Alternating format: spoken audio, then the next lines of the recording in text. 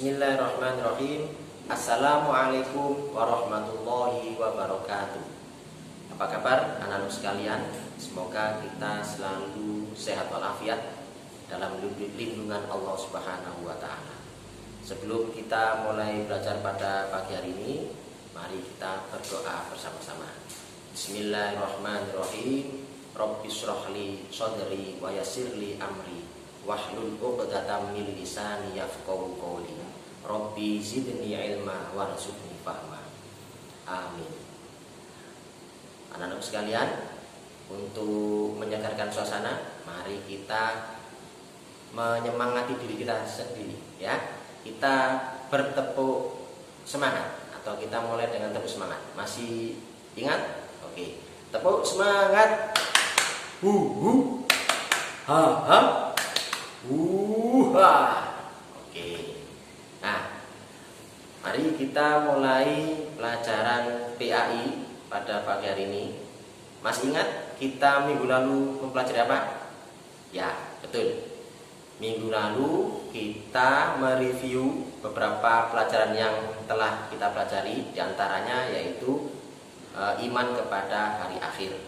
Dan kesempatan pada kali ini kita mempelajari iman qadha dan qadar. Pengertian qadha dan qadar. Qadha dan qadar, anak-anak, itu termasuk rukun iman yang keenam. Dan kita wajib untuk mengimani dan percaya bahwasanya ada ketentuan Allah. Yang pertama sekarang kita mempelajari pengertian qadha. Qadha menurut bahasa adalah ketetapan atau keputusan. Sedangkan menurut istilah adalah keputusan atau ketetapan Allah yang menyangkut seluruh alam raya, makhluk yang ada di dunia ini, termasuk kematian, kelahiran, kecelakaan, musibah, dan lain-lain. Dan ini diciptakan atau diputuskan oleh Allah pada sebelum zaman azali. Apa itu zaman azali? Yaitu zaman di mana sebelum diciptakannya alam raya ini. Ketentuan ini atau penjelasan ini diterangkan oleh Allah dalam firman-Nya, yaitu surat Al-Hadid ayat 22, bahwasanya apapun yang menimpa atau musibah yang menimpa di alam raya ini atau di bumi ini dan yang menimpa pada diri manusia itu sudah ditetapkan di Lauh Mahfuz. Ya, ditetapkan di Lauh Mahfuz. Dan bagi Allah hal seperti ini itu adalah sangat mudah. Selanjutnya anak-anakku, pengertian qadar. Qadar menurut bahasa adalah ukuran atau ketentuan. Sedangkan menurut istilah, qadar adalah ketentuan atau keputusan Allah Subhanahu wa taala yang telah terjadi pada diri makhluknya. Dan ini diterangkan dalam firman-Nya, inna kulla syai'in khalaqnahu biqadarin.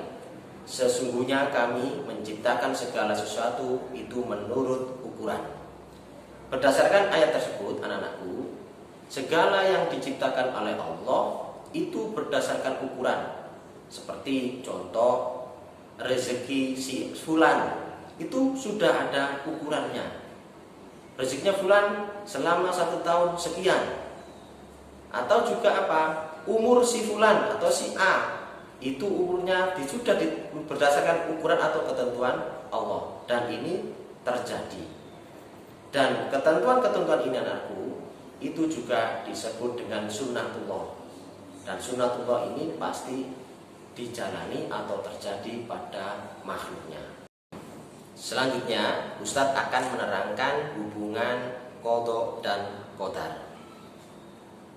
Seperti yang Ustadz jelaskan tadi, qadha adalah ketentuan Allah yang berkenaan atau berhubungan dengan manusia atau makhluk-makhluknya yang diciptakan atau ditentukan pada zaman azali atau sebelum zaman azali. Sedangkan qadar adalah apa? Ketentuan-ketentuan Allah yang telah terjadi pada makhluknya.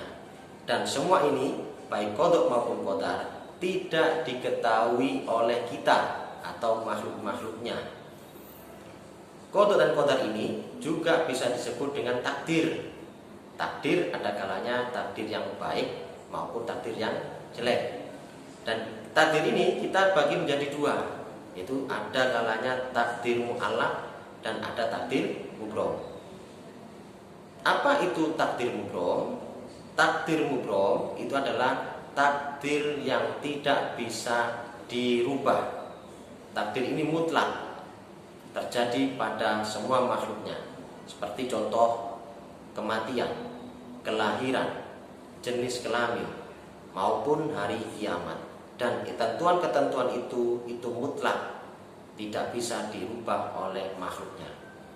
Dan sedangkan takdir mu'allaq itu adalah apa? Takdir atau ketentuan yang bisa dirubah oleh makhluknya ataupun manusia. Ya, semisal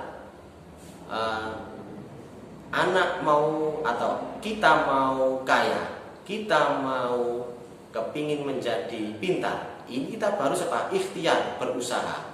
Yaitu dengan berusaha apa? Kalau kita mau kaya, kita harus apa? Harus bekerja keras, harus berusaha dengan keras untuk apa? Mewujudkan menjadi tujuan kita itu kaya. Maupun demikian, kalau kita ingin pintar, ingin sukses, harus apa? Harus rajin belajar, harus tetap semangat belajar walaupun kita dalam kondisi pandemi seperti ini. Mari kita meningkatkan apa? Meningkatkan semangat kita untuk belajar. Oleh karena itu, diingat kembali anak-anak, di takdir ada dua, yaitu takdir mubrom dan takdir mu'allaq. Mubrom yaitu takdir yang tidak bisa dirubah, sedangkan takdir mu'allaq yaitu takdir yang bisa dirubah dengan jalan berikhtiar atau berusaha. Berikutnya, anak-anakku, beriman kepada qada dan qadar dalam kehidupan sehari-hari. Dalam kehidupan sehari-hari kita tidak lepas dengan yang namanya qada dan qadar. Oleh karena itu ada beberapa contoh ya. Yang pertama yang perlu kita tingkatkan. Pertama, kita harus meningkatkan ketakwaan kita kepada Allah, rajin beribadah kepada Allah. Kedua, yaitu kita harus rajin meningkatkan bekerja keras untuk apa? Meningkatkan diri kita. Yang ketiga, kita harus lapang dada ketika kita mendapatkan musibah atau suatu bencana. Dan keempat, kita harus selalu meningkatkan potensi diri kita. Selanjutnya yaitu hikmah beriman kepada qada dan qadar.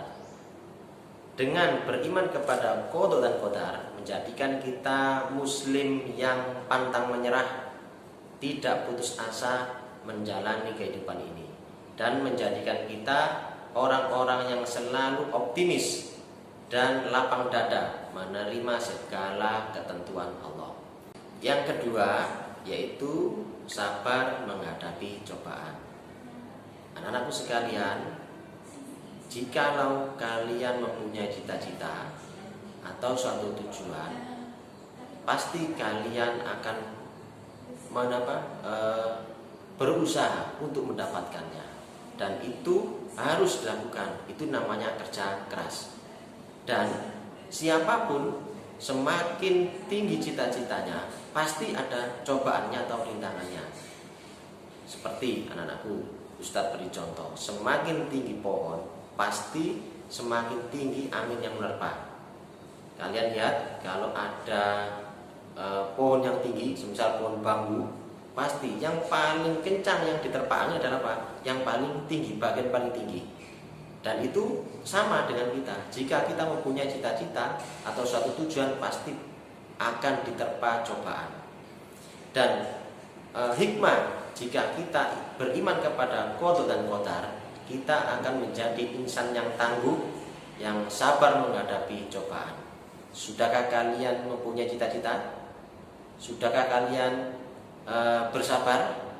Mari kita coba dan terus bersabar dan terus berusaha.